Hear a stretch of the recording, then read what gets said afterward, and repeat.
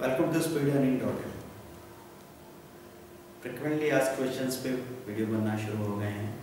आप लोगों के क्वेश्चंस लगातार मेल्स में हमारे पास आ रहे हैं और हम उस पर डिस्कशन कर रहे हैं।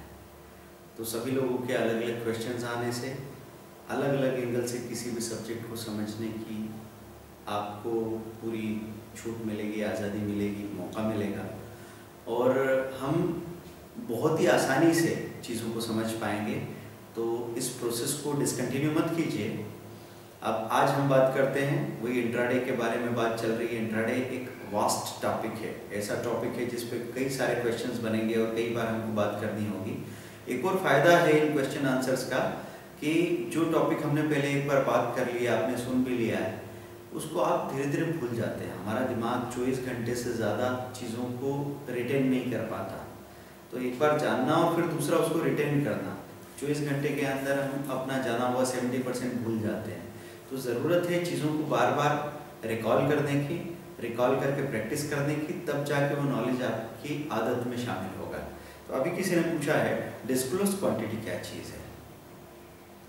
देखिए, जब आप बाइंग ऑर्डर सेलिंग ऑर्डर डालते हैं किसी भी ट्रेडिंग सॉफ्टवेयर में, चाहे ओडिन हो, नाउ हो, NSE का, या नीड सॉफ्टवेयर हो, या फिर इन मदर सॉफ्टवेयर्स को लेके बने हुए दूसरे ब्रोकर्स के सॉफ्टवेयर्स होते हैं वो हो।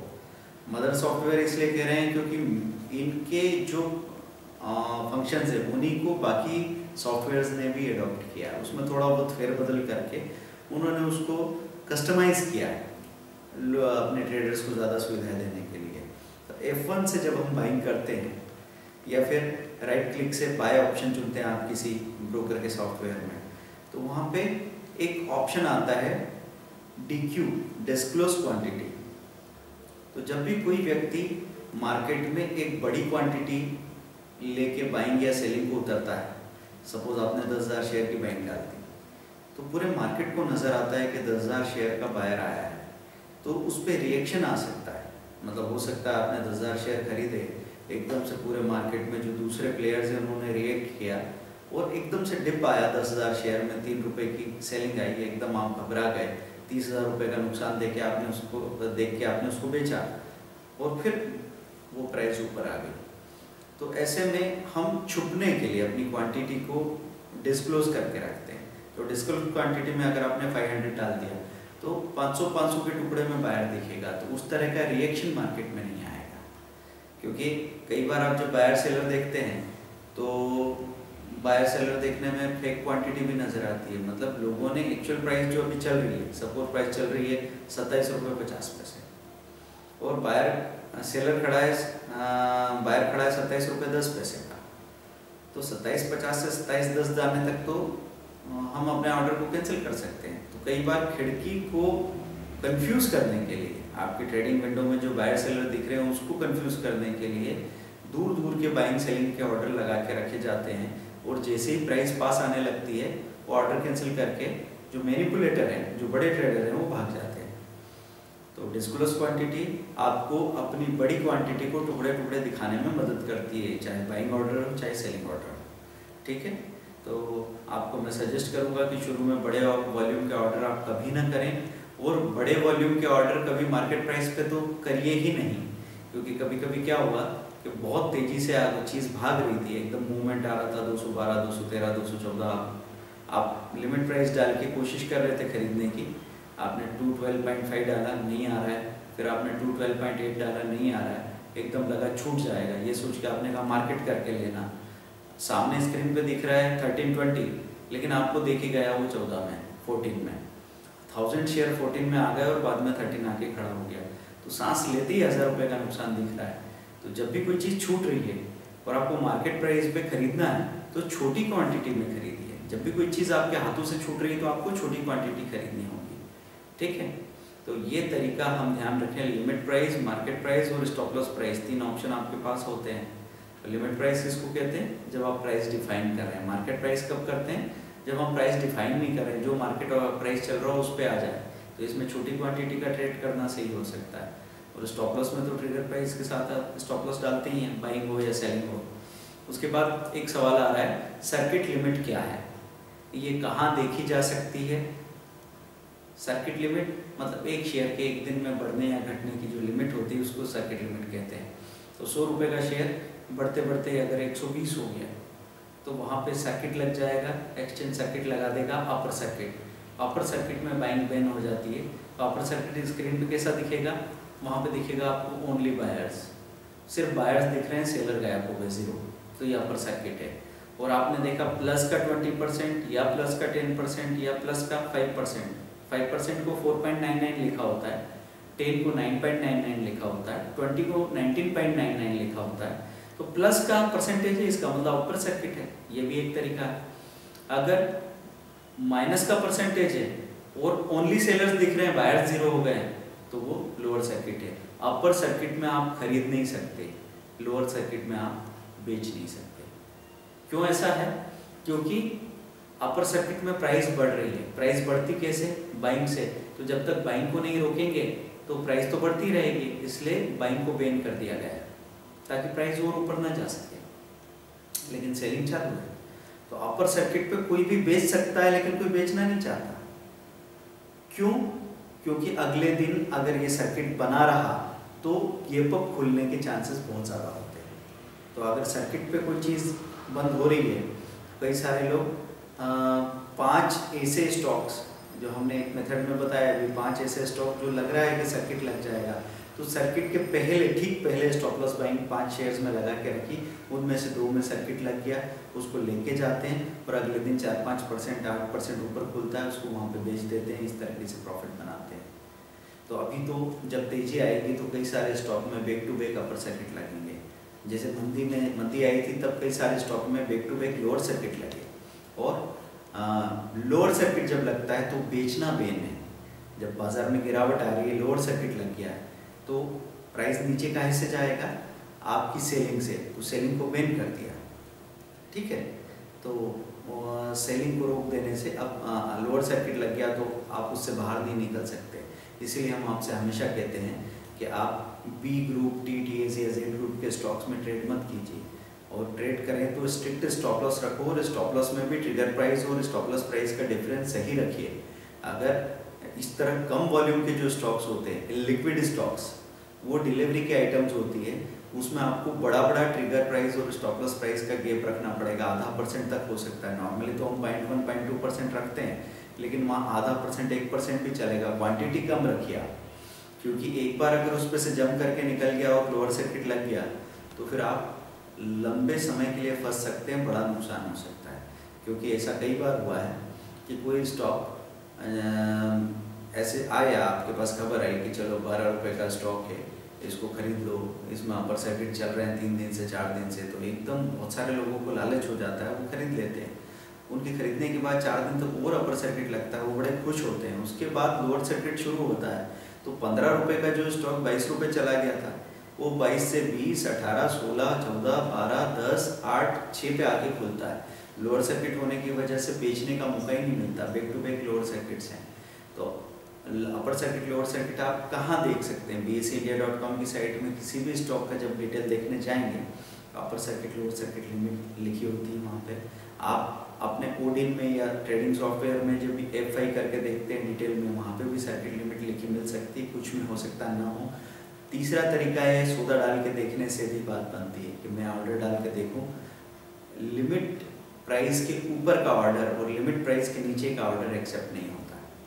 तो आपको मालूम पड़ जाता है कि इसमें 5% का सर्किट है, क्योंकि 8%, 10% का ऑर्डर नहीं ले रहा है। 10% तक ले रहा है लेकिन 15% नहीं ले रहा, 12% नहीं ले रहा है, तो इसका मतलब 10 का सर्किट है। और 12-15 तक ले रहा है तो फिर 20 का सर्किट है ना। तो आपके ट्रेडिंग डिसीजन लेते वक्त सर्किट लिमिट क्या है, कितनी है, ये जानना बहुत ज़रूरी है। और हमने आपको एक लिंक भेजी थी, एक पर्टिकुलर साइट है stockfreud.com, वहाँ पे आप सभी की लिमिट का डिटेल देख सकते हैं।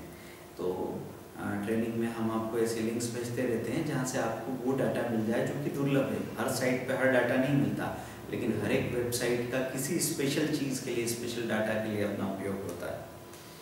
अच्छा, अब इसके बाद ये पूछा जा रहा है कि सर्किट लिमिट किन में नहीं होती। सर्किट लिमिट ऐसे जो F&O के स्टॉक्स हैं उनमें सर्किट लिमिट नहीं होती। 500-550 के आसपास फ्यूचर्स में स्टॉक्स हैं, उनमें सर्किट लिमिट नहीं है। इसीलिए एक दिन में सत्यम 180 रुपये से 30 रुपये और 30 रुपये से 7 रुपये आ गया था। तो जो फ्यूचर के स्टॉक्स हैं उनमें सर्किट लिमिट नहीं है। और दूसरी बात कि जो भी नई लिस्टिंग होती है, पब्लिक इशू आता है, पहले दिन वो लिस्ट होता है, उस दिन उसमें सर्किट लिमिट ये नॉर्मल सर्किट लिमिट जैसी नहीं होती, उसमें सर्किट लग भी रहा है तो 100-125% पे लग के फिर से खुल सकता है। तो वो सर्किट लिमिट इस तरीके से एप्लीकेबल नहीं होती, तो एक दिन में कितना भी बढ़ सकता है एक नया लिस्टेड स्टॉक और कितना भी गिर सकता है, वहाँ भी आपके सर्किट लिमिट नहीं है। तो इसका फ़ायदा क्या मिल सकता है कि अगर आप उसको सही तरीके से हैंडल करना जानते हैं तो आप 20 शेयर या 50 शेयर में भी 5-5 हज़ार रुपये कमा के बाहर आ सकते हैं जिस दिन नई लिस्टिंग हो। तो नई लिस्टिंग के लिए हम वीडियो बनाएंगे कि उसकी ट्रेडिंग किस तरीके से करें, तो उसका फ़ायदा आप उठा सकते हैं, है ना। और दूसरी चीज़ है कि सर्किट लिमिट जिसमें नहीं है और आपको ऑपरेट करना नहीं आता और बगैर स्टॉप लॉस के जो लोग काम कर रहे होते हैं वो उस दिन कितना भी बर्बाद हो सकते हैं। सब जो 200 रुपये का शेयर था और 250 पे खुला, 350 तक गया और वहाँ से गिरावट आई और सीधा 150 पे जाके बंद हो रहा है, तो आपको 50 शेयर में भी 10,000 रुपये 15,000 रुपये का नुकसान हो सकता है। इसलिए कुछ चीज़ें ऐसी हैं जिनको जाने बगैर लोग काम कर रहे हैं, तो ये बड़ा हास्यास्पद है कि वो काम कैसे कर रहे हैं। उनको एक एक गलती का 25-50 हज़ार रुपये भी देने की नौबत आ सकती है। तो बगैर जाने चीज़ों को करना, ये समझो कि आँख पे पट्टी बांध के हाईवे पे गाड़ी चलाने जैसा है। जब तक नहीं मरे तो टुकड़ा भी नहीं मिलेगा। उसके बाद एक सवाल ये था कि स्टॉक फ्यूचर में जब स्टॉप लॉस लगता है तो हम लोग क्यों कहते हैं कि स्टॉक फ्यूचर रिस्की है। देखिए, हम आपको हमेशा कहते हैं कि आप कैश में काम कर लो पहले, फिर हमने कहा कि स्टॉक के ऑप्शन, इंडेक्स के ऑप्शन में, बैंक निफ्टी के ऑप्शन में काम कर लो, उसमें पैसा और रिस्क कम लगता है। फिर हम आपसे कहते हैं कि स्टॉक के ऑप्शन में फिर बाद में काम कर लीजिए। तो किसी भी DLF, रिलायंस या L&T, टाटा मोटर के कॉल पुट में काम कर लो। जब स्टॉक फ्यूचर की बात आती है तो हम आपको कई बार रोकते हैं, अभी रुक जाओ। क्यों कहते हैं, हमेशा हमारे पास सवाल आया है। तो स्टॉक फ्यूचर में स्टॉप लॉस है, फिर आप क्यों रोकते हो? इसलिए रोकते हैं कि जितना बड़ा लॉट साइज होता है या जितनी बड़ी कैश में क्वांटिटी हो, उतना ही स्टॉप लॉस लगाना मुश्किल हो जाता है। जैसे शुरू में हम सबसे कहते हैं छोटी क्वांटिटी में काम करो। लोग हमसे पूछते हैं, सर आप तो टिप दे ही रहे हो, आपकी टिप तो वैसे भी ठीक आती है, अच्छी आती है, तो फिर आप क्यों डरते हो? स्टॉक हमको क्यों कह रहे हैं कि कम क्वांटिटी में काम करो? हम ये कह रहे हैं कि हमने आपको कहा कि ये बाय कर लो, आपने 5,000 शेयर बाय कर लिए। अब उसमें 1 रुपये का स्टॉप लॉस भी 5,000 रुपये की माइनस दिखाएगा, 50 पैसे भी नीचे जाएगा, आपको 2,500 माइनस दिखेंगे। आप नए लोग हैं, लॉस झेलना कोई लड्डू खाने जैसा काम नहीं है। तो जैसी घबराहट आएगी आपको 2,500 माइनस देख के, हो सकता है आप उस घबराहट में एकदम माल बेच दो और फिर उसके बाद जब वो 2 रुपये ऊपर बिके तो आप दोहरे आंसू बहाओगे। तो क्या सिंपल सी बात नहीं है कि मैं जब नया आया हूँ किसी जगह पे तो तेल देखूँ, तेल की धार देखूँ, उसके बाद ये बाजार और मैं हूँ और हम भी कहीं नहीं जा रहे। ये घोड़ा, ये मैदान, जल्दी किस बात की? जल्दबाजी कौन इंसान करता है? जिसको लगता है फिर नहीं मिलेगा, जिंदगी भर मिलेगा आपको काम करने का मौका।